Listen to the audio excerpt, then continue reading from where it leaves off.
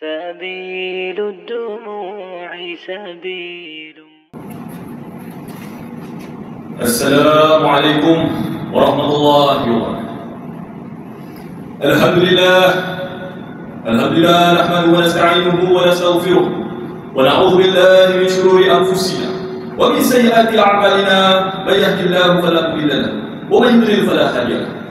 أشهد أن لا إله إلا الله وحده لا شريك له وأشهد أن محمدا عبده ورسوله.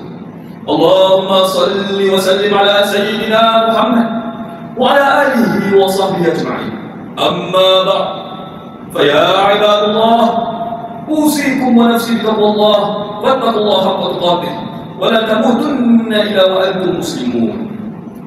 Sidang Jumaat yang dirahmati Allah sekalian, marilah kita bersama-sama mempertingkatkan ketakwaan kepada Allah Subhanahu wa Ta'ala dengan sebenar-benar takwa, dengan melaksanakan segala perintahnya dan menjauhi segala larangan. Ketahuilah, orang yang bertakwa itu akan diberi jalan keluar daripada segala kesusahan dan dikurniakan rezeki dari arah yang tidak disangka. Sidang Jumaat yang dirahmati Allah sekalian, khutbah hari ini membicarakan tentang ketakwaan sebagai asas utama kejayaan hidup ini dan masyarakat Islam. Allah Subhanahu wa Ta'ala berfirman dalam surah At-Talaq ayat 2 dan 3, "Wa may yattaqillaha yaj'al lahu makhrajan wa yarzuqhu min haitsu la yahtasib." Maksudnya, barang siapa yang bertakwa kepada Allah, nescaya dia akan mengadakan baginya jalan keluar dan memberi rezeki kepadanya dari arah yang tidak disangka. Ayat ini menegaskan bahawa takwa bukan sekadar tuntutan spiritual, malah menjadi sebab turunnya pertolongan, kelapangan rezeki dan keselamatan dalam hidup. Sidang Jumaat yang dimuliakan, marilah kita mempertingkatkan ketakwaan kepada Allah Subhanahu wa Ta'ala dengan sebenar takwa, yakni mentaati segala perintahnya dan menjauhi segala larangan. Takwa bukan hanya di lidah, tetapi tercermin dalam amal, akhlak dan cara kita menjalani hidup.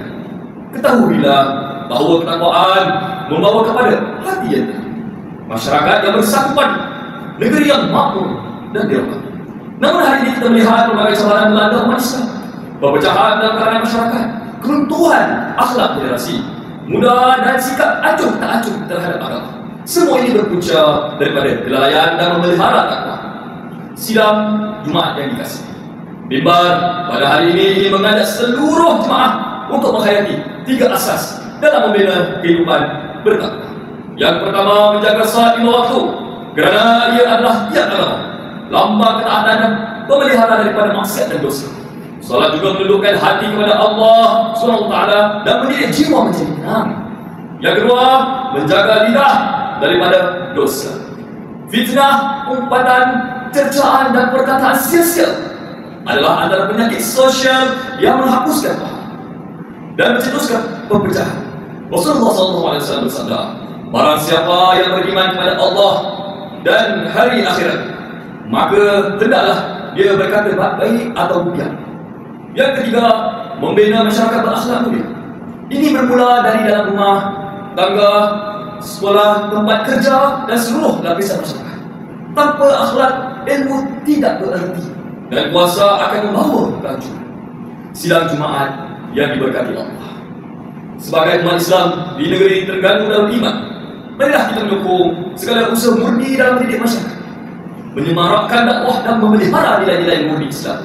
Kita amat menghargai peranan institusi ilmu dan bimbingan yang dirajui oleh para cendekia dan pimpinan yang amanah.